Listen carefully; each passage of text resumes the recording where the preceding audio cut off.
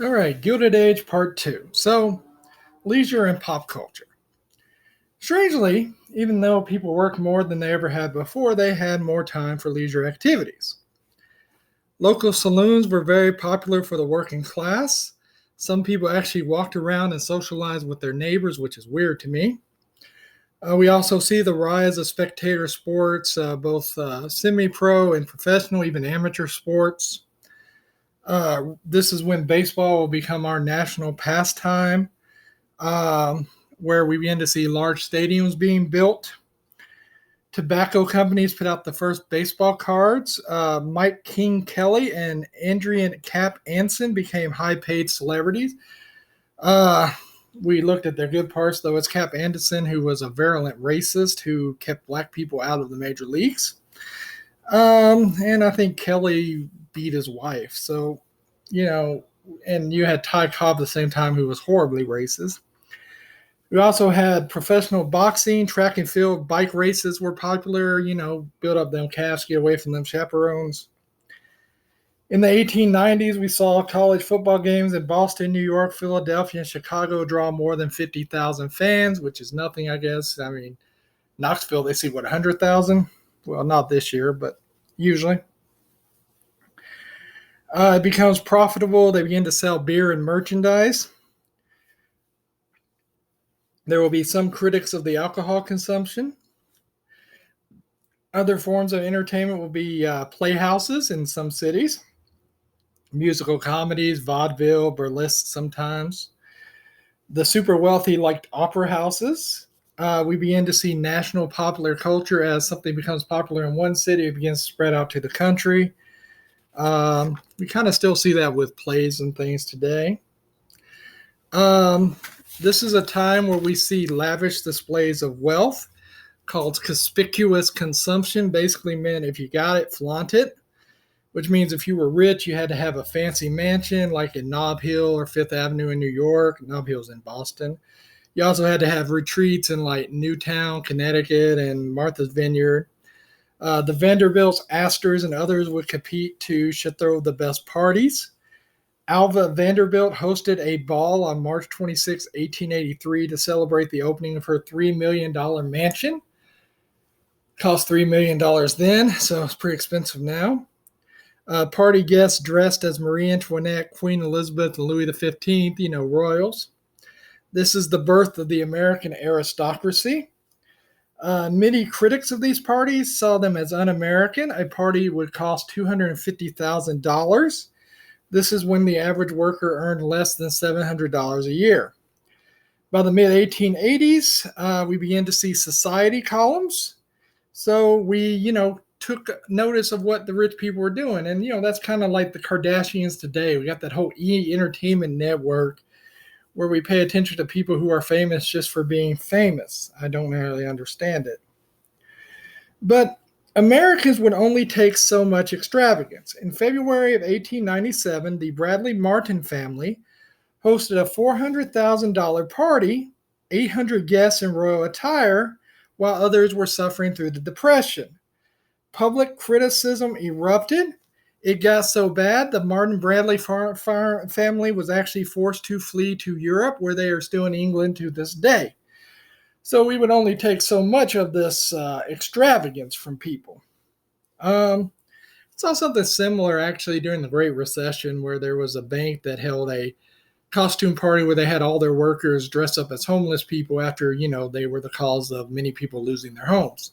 And they couldn't understand why people got upset about that. But, it's where we begin our obsession with celebrities. There were actually a lot of enthusiasm for politics in the Gilded Age. From 1876 to 1896, we had a 79% turnout rate for elections. But politicians really weren't interested in solving major problems.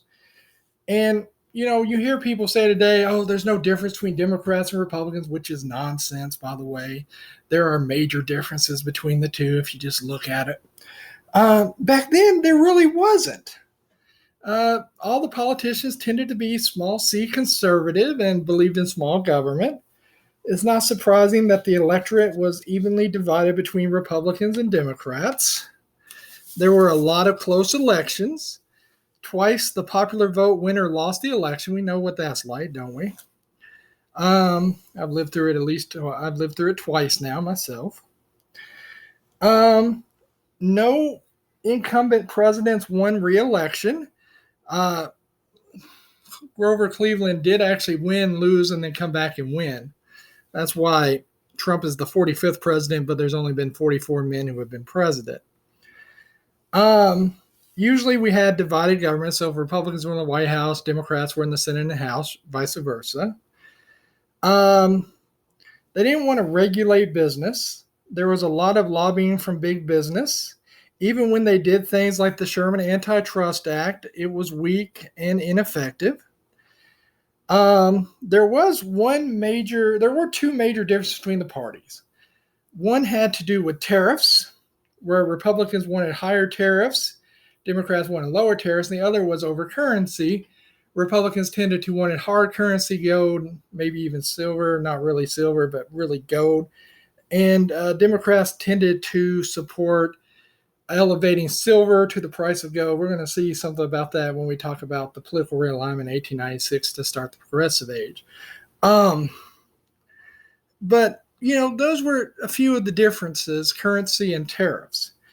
So they decided to actually compromise. In the 1890s, Congress passes the Sherman Silver Purchase Act. The Treasury had to buy 4.5 million ounces of silver each month and issue paper notes that could be redeemed for either gold or silver. Republicans didn't want that, but they wanted a higher tariff, so Democrats said, you can have your tariff if we can have the silver bill. They passed both. The tariff led to higher prices. The price of silver fell. People began redeeming their certificates for gold, depleting the national supply. And so it was basically a disaster. They did pass a civil service law called the Pendleton Act in 1893, which opened up most federal jobs to exams, where, you didn't just get the job because of who you knew. You actually had to be moderately qualified for it. If you've ever applied for a state job, you probably have had to take a test. Now, we will see some third parties during this time, including the People's Party, which was an outgrowth of the Farmers Alliance. They wanted to rein in banks. What's interesting is they held a convention in 1892 to name their president and vice presidential candidate. They nominated James Weaver for president, a Union general, and James C. Field, a Confederate general, for vice president. You can see what they're doing there. They're trying to give power to people named James, which I fully support. No, they were going for that Confederate Union mix there. They wanted to eliminate poverty. They wanted to abolish the national bank, which, if you remember from the last class, was always just this major issue. They wanted to store surplus produce in times of a low price to boost the price, and also gives you, food for later. That's how you know it's about farmers. They also wanted the popular election of U.S. senators. They wanted the rich to pay more in taxes. They sympathized with the industrial workers. They will lose to Democrat Grover Cleveland, but got over 1 million votes, 9% of the vote, won Kansas, Colorado, Idaho, and Nevada. They elected 1,500 state legislators, 3 governors, 5 senators, and 10 congressmen. They were eventually painted as radical in the North, and in the South, they were painted as against white supremacy. That's what killed that party. But some of their ideas will be incorporated into the Democratic Party after 1896. Now, I told you that we would finish Carnegie's story today, and that has to do with the Homestead Steel Works, which was owned by Carnegie. It had a union called the Amalgamated Association of Iron and Steel. In 1892, Carnegie decides he wants to get rid of the union to save money. He introduced labor-saving machines, reduced wages. To protect his public persona, Carnegie went on vacation and left it to his partner, the awesomely named Henry Clay Frick, to do the deed. So on June 29th, Frick announces a lockout.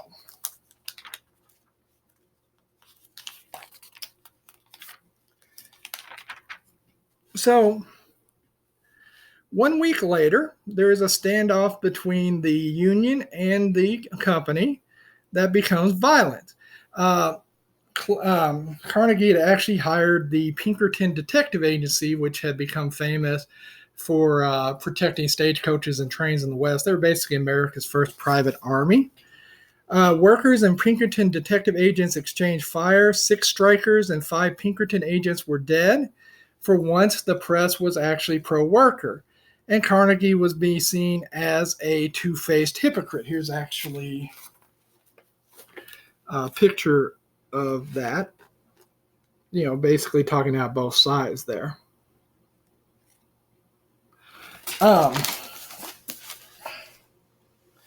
So what happens? Well, public support will go against the workers on July 23rd when an anarchist named Alexander Berman broke in and shoots Henry Clay Frick. He survives, but even though he was not related to the strikers in any way, it led to a condemnation of the strikers. In September, officials arrested 33 members of the union, charged them with treason. On November 20th, 1892, the union ends its strike. On May 5th, 1893 is when the Depression started, so it wiped it all out anyway. Thousands of farms and businesses will fail during that time. 200 railroads and 600 banks. So you see, Carnegie's story is very interesting. During that Depression, millions will be out of work, 20% unemployment, where politicians did very little.